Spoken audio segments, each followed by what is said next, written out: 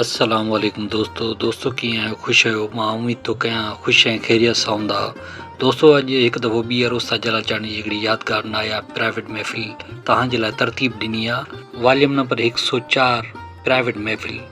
दोस्तों हीअ महफ़िल तव्हां ॿुधी रहिया आहियो शाइर शमन अली मलिक गौसपुर कंदकोट वारे जे ताउन सां, जेको उस्ताद जलालचाणी जो प्यारो दोस्त शीदाई मदा परिस्तार ऐं दीवानो परवानो आहे। दोस्तों हींअर इन ख़ूबसूरत महफ़िल जो पहिरियों कलाम ॿुधंदासीं, जंहिंजा ॿोल आहिनि मूं जूं ॻाल्हियूं पोइ यादि पवंदई। तमामु ख़ूबसूरत कलाम आहे दोस्तों, ऐं जो शाइर आहे शमन।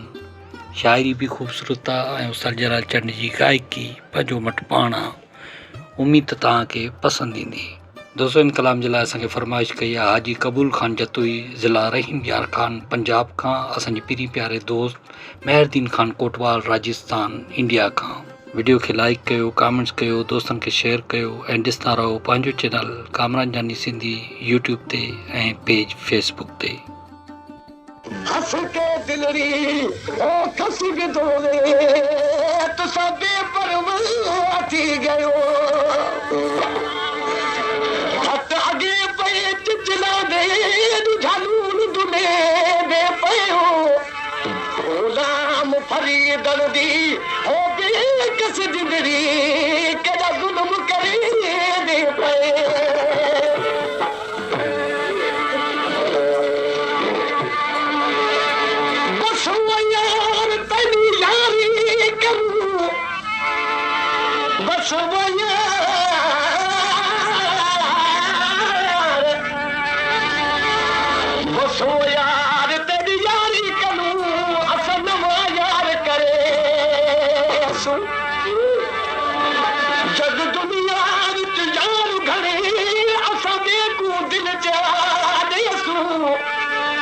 शुक्र कि तो से तुसा अपनी दिल आप चाहती असा लख एहसान मने सू गुलाम फरीदा हो पूरे यार करू मन सच्चा यार करे तू यार प्रीत दा पालन औखा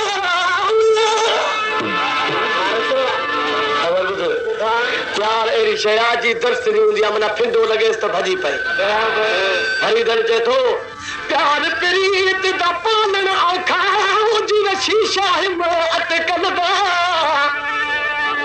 प्यार प्रीत को ओ पलेदा जेको होवे असील असुलदा बेकदरे दी यारी इवे दी जिवे दी दुपार दा ढलदा पीर फरीद दा डोले को चाता वीज बरावा गलदा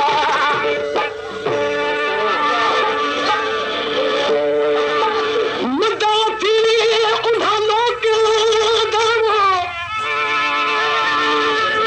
ओ जिन सारे सजन मिखे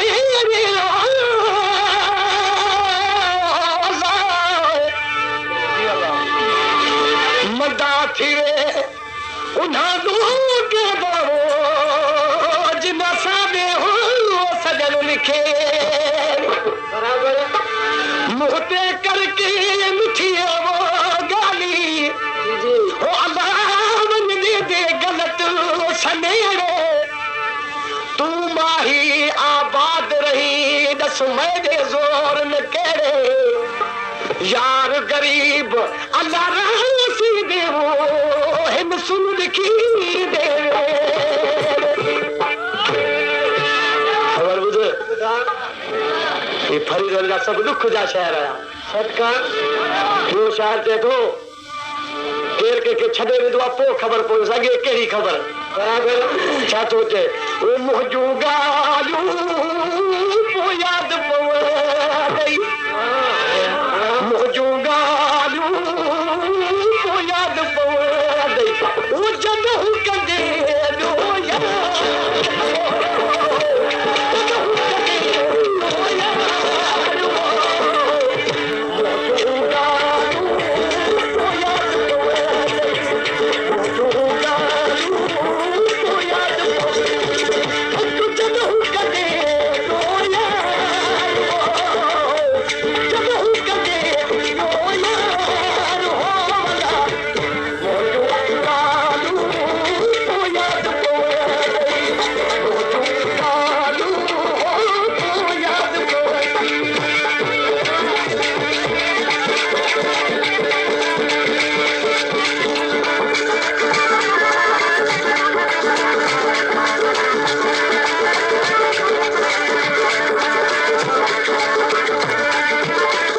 पेशकेश कामरान जानी सिंधिया।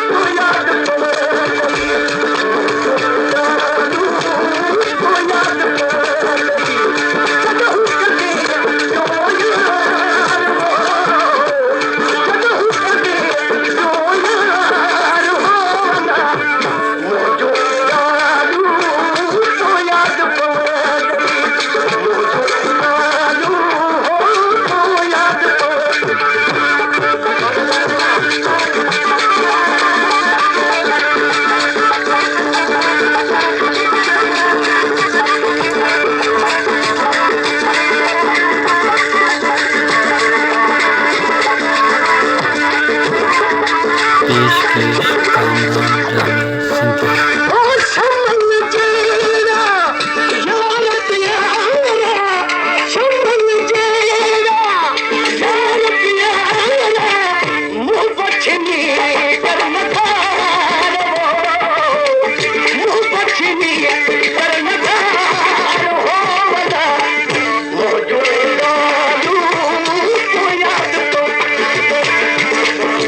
शाम